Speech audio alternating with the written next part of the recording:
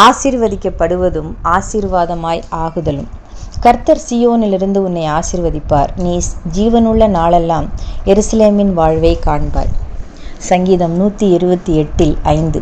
தேவனோடு எப்பொழுதும் நமக்கு உறவு ஐக்கியம் ஏற்படுகிறதோ அப்பொழுதே நாம் ஆசீர்வதிக்கப்பட்டவர்கள் என்ற நிலையை பெற்றுவிடுகின்றோம். ஒருவேளை உலகத்தின் பார்வையில் நம்மிடம் விசேஷமான எந்த செழுமை நிலைகள் தோன்றாவிடனும் கூட தேவனுடைய பார்வையில் அதுவே ஆசீர்வதிக்கப்பட்ட நிலை. ஏனென்றால் இந்த பாவ உலகத்தில் சர்வ வல்லமையுள்ள தேவனோடு நமக்கு ஏற்படும் உறவும் ஐக்கியமும் தான் மிகப்பெரிய நிலையான ஆசீர்வாதமாகும். ஆனால் இந்த ஆசீர்வதிக்கப்பட்ட நிலையின் பிரதி விளைவுகள் அநேகருக்கு ஆசீர்வாதம் ஆகும் நிலை.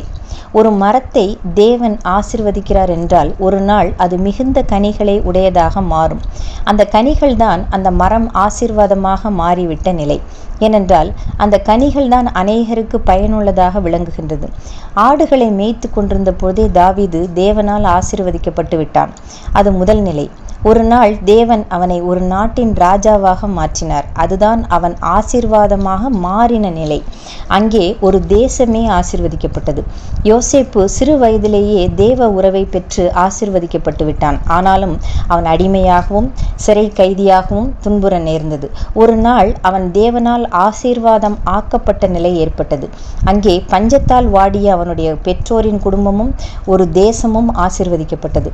ஒரு மரம் திடீரென்று வளமையுடையதாக மாறிவிடுவதில்லை. அது விதையிலிருந்தே வளமையுடையதாக இருப்பதால் தான் அது வளர வளர கனிகளை கொடுப்பதற்காக மாறி அநேகருக்கு பிரயோஜனப்படுகிறது. ஆம், நாம் ரட்சிப்பின் அனுபவம் பெறும் பொழுதே தேவ ஆசீர்வாதத்தை பெற்றுவிடுகின்றோம். ஆனால் தொடர்ந்து தேவன் நம்மை கனி கொடுக்கும் தன்மை உடையவர்களாக வளர்கின்றார். அதனுடைய நோக்கம் நாம் பிறருக்கு ஆசீர்வாதமானவர்களாக விளங்க வேண்டும் என்பதுதான். ஆனால் அநேகர் தங்களுக்கு பல வருட ரட்சிப்பின் அனுபவம் இருப்பதாக கூறுவார்கள். ஆனால் கடைசி வரை யாருக்கும் ஆசீர்வாதமானவர்களாக விளங்குவதில்லை. அவர்கள் தேவனால் ஆசீர்வதிக்கப்பட்ட நிலையை அடையவில்லை என்பதே அதன் பொருள். சிந்தனைக்கு பிறருக்கு பயன் தராதவர்கள் தேவனால் ஆசீர்வதிக்கப்பட்டதாக கூறுவது சந்தேகத்திற்கு உரியது. ஆமென்.